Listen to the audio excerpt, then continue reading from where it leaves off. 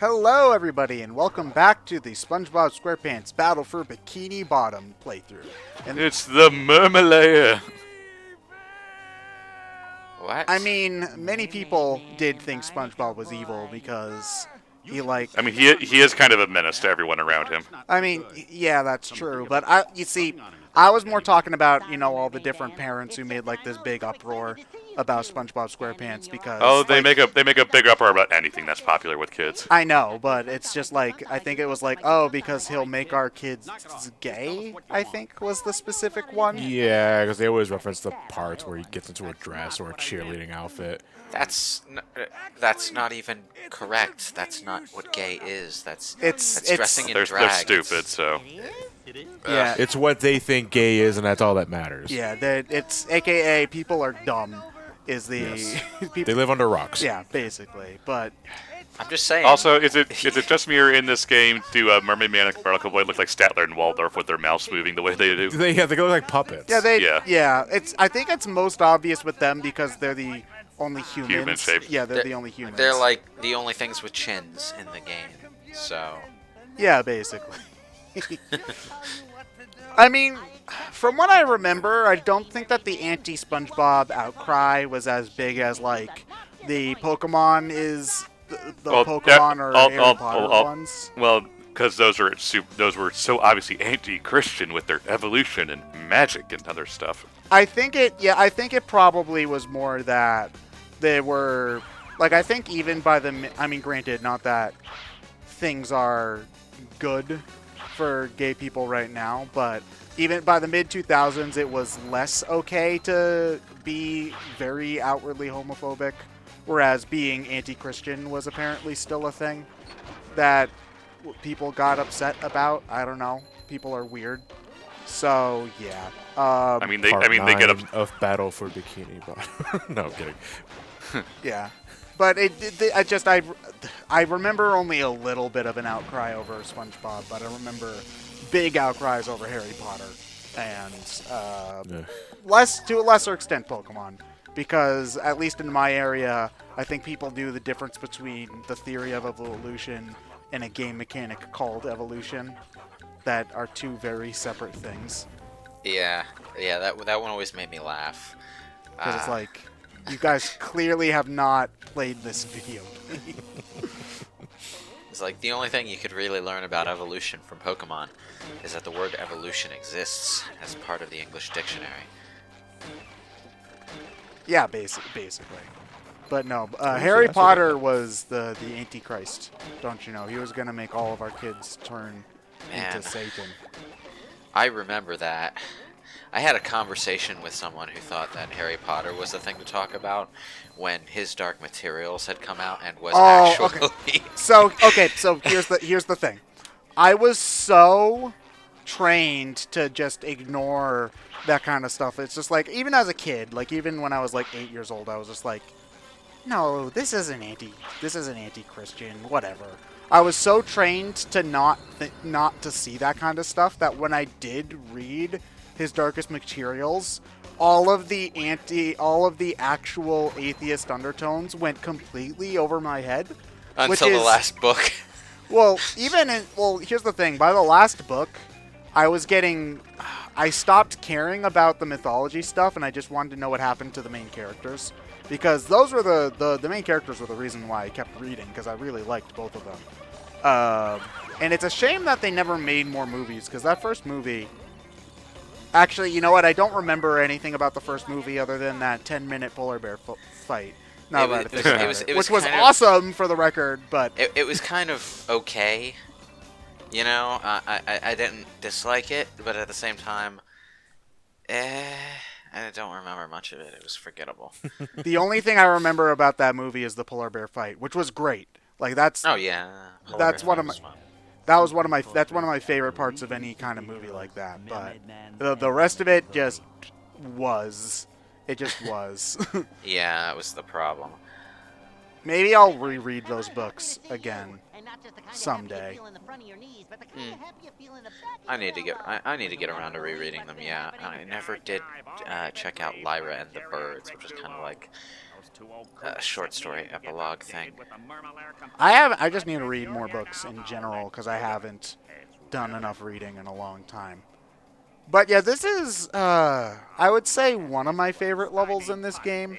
I think my favorite levels in this, if it wasn't the Mermalair, I'd probably. Yeah, I'd say the Mermalair is probably my favorite level in this game. It's just, I don't know, like the aesthetic and the music are one thing, but I don't know, something about the different challenges in this area I just find really, really fun. So I don't know, I enjoy it. I'm talking more about the gameplay here because if we're talking like aesthetically and we've wandered into a precursor city again, haven't we? Yeah. Or a 60s Batcave, really, complete with the music. Yeah, if we're talking more about the aesthetic, the Dream level is probably my favorite one, but in terms of gameplay, I really find this place fun, and it's... There's just two things I don't like about this area, because it kind of accentuate the problem I have with SpongeBob's bowling ball ability. I love the thing as an attack. The only thing I don't like is the small tippy toe. Is the what? Forward. He always tippy toes forward when you're getting ready to throw the oh yeah, ball, so you have to, which makes it not as precise as you want it to be. Yeah, he's always kind of inching forward. So he does if you're the trying Fred to use Flintstone thing, yeah. Yeah, if you kind of like get a little boost forward, which is funny because that little boost forward is what makes the move so broken for speedruns, because they basically take that little boost forward and then glitch it so that that's stacked onto his normal running speed. So you run like twice as fast, basically. But yeah, it's a fun move. It's just you have to be careful not to use it when there's too many enemies around or anything like. I don't even know what happened there. All right. You got hurt. Okay, thanks, Captain Obvious. Well, thank you. You're welcome. Were you talking to John, or was Captain Obvious the name of the guy whose hand just saved you? No, that's Hans. That's Hans. Hans. Oh. Is his last name Obvious? You know what? I never thought to think about that. So sure. That supposed to be the same as the captain from the beginning of from the beginning? I always took them as the same thing. Yeah. Because you see, one thing that I always kind of wondered about the show was there's the holiday episodes and stuff like that always had the Patchy the Pirate come out with those brief live action segments, and it took me years to realize that he's played by Tom Kenny, like they're the same actor. And when they eventually did the Caveman episode, the Caveman's played by Patrick's voice actor, whose name escapes me at the moment. I was about to say Patrick Warburton, but that's Kronk. I know him from Coach, actually. That's how old I am. Home Movies? No.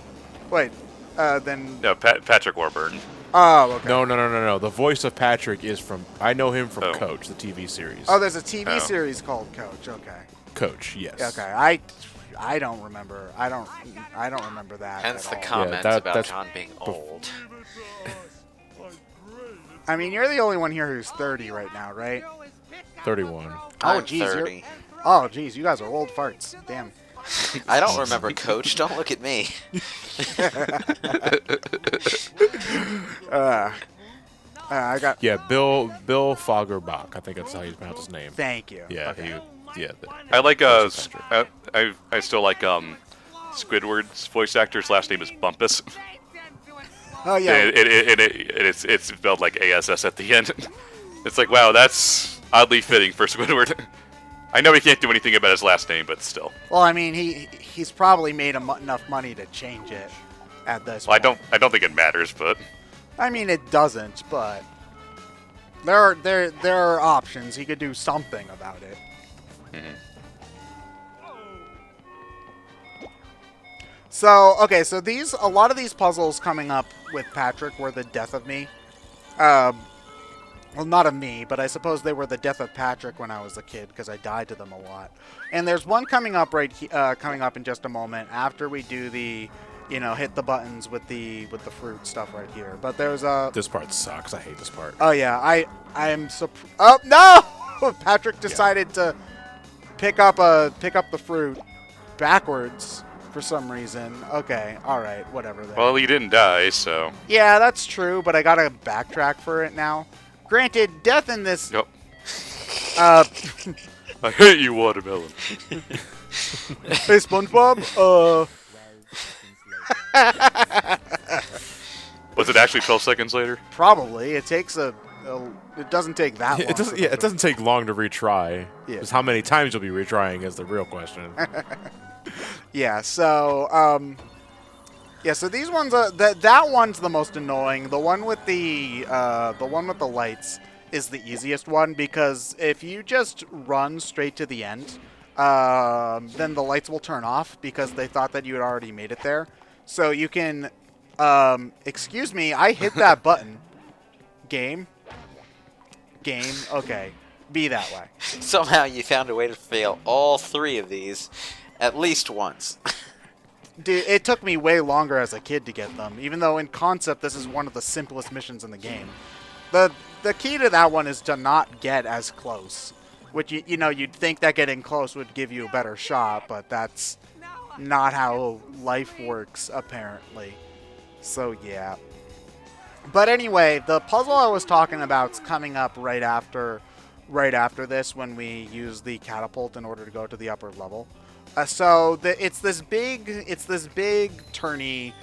I don't even know how to describe it. It's a bunch of towers that rotate whenever you hit the buttons, and it's one of those puzzles where you have to find a way to get all of the towers to point the same way.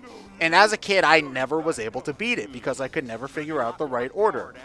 Turns out, like many of these kinds of puzzles, it's really, really simple. All you have to do is hit everyone once, and then you automatically win.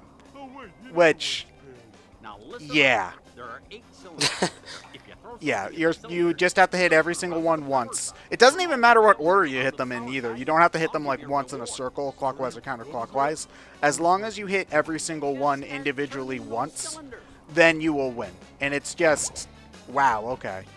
I wish I knew that as a kid. And it feels like every type of puzzle in a video game has this same solution, where if you try to solve it organically, you're going to be there for an hour. But if you just think of something cheesy like that, then you'll be done in seconds. 1, 2, 3, 4, 5. It's like if you were to play a game and the puzzle was 2 plus 2, you would overthink thinking it's not that simple, is it? Yeah. Well, I didn't. The idea to just hit. I didn't even have the idea to just hit every single one growing up is the thing. You know. Because Sonic Adventure, when you're trying to go into Final Egg, isn't the solution to the light puzzle something similar, like just hit every one, or just like hit 2 of them or something like that? There's a really quick way to win that puzzle, isn't there? I never remember the direct solution to it. Okay. It's just kind of one of those things where where hitting a button changes the buttons that are right next to them. So you have to sort of figure that out, but it's also a puzzle that can be solved pretty easily from no matter what kind of state you put it in. So yeah, there's Spyro. Again, I've been playing that a good amount lately. There's a puzzle in one of the levels there which is remarkably similar if you know and the answer if you look at it is to get it done the quickest, I should say, is just hitting all 4 corners, you know. So it's just I feel like they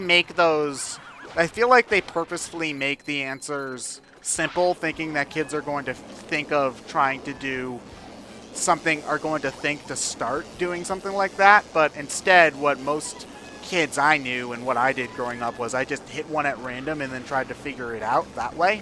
And once you hit one button that's out of sequence, you can't do the cheesy trick anymore in any of those kinds of puzzles. So, yeah.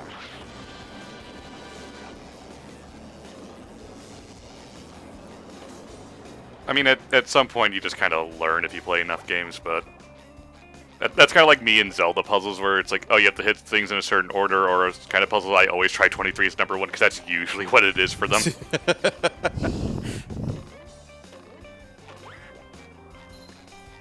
Yeah, but I mean that's just Nintendo's favorite one, though. To Yeah, be fair. that's also partially why I do it. Try that first. Although I think in Skyward Sword it wasn't 23 as number 1. Oh, what was it then? Was it? I honestly don't remember. I think it was Was it 3, 1, 2. 23 is number 2? 12 is number 3. That would be 1, 2, 3. Yes, thank you, Lewis. You finally got it.